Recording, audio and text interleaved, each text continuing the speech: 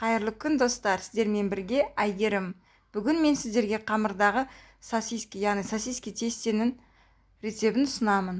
Менімен бірге болыңыздар. Соңына дейін видеоны тамашалаңыздар. Ең алдымен қамырды дайындау үшін бізге жылы су қажет. Салқын суға біздің қамырымыз көтерілмеуі мүмкін, сондықтан жылы суды пайдаланамыз. Жылы суға дрожжи қосып, шекеріміз қосып, жақсылап араластырамыз. Одан кейін біртіндеп ұнымызды қосамыз.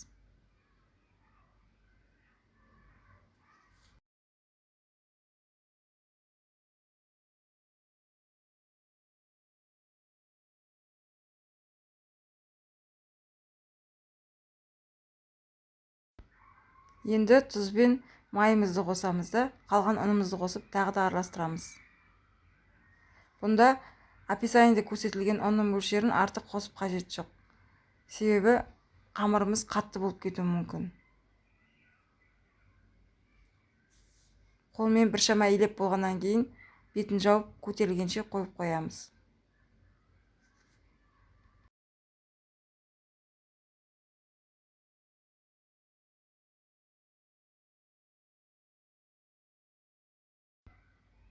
Қамырымыз көтерілгеннен кейін ұнды себелеп, соның үстіне қойып, қамырымызды ұнға аунатып аламыз да 2 бөлікке бөлеміз.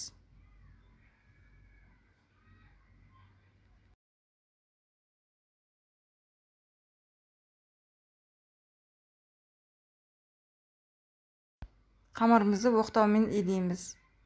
Одан кейін бірнеше бөліктерге бөліп, ұзынша қылып. Сонымен сосискамызды орап шығамыз.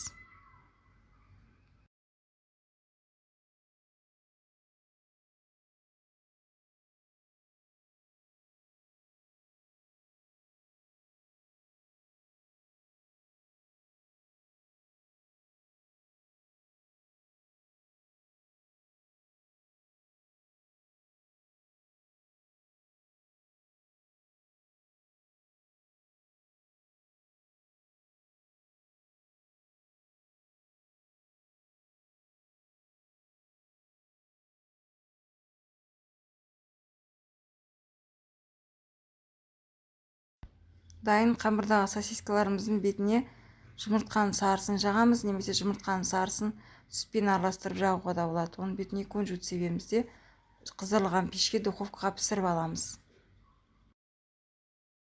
Балаларыңызға пісіріп беруге кеңес беремін. Балаларға өте қатты ұнайды. Менің каналыма тіркеліп қойды ұмытпаңыздар. Алдағы уақытта тағы да көптеген қызықты рецептер болады. Менімен бірге болғандарыңыз үшін рахмет.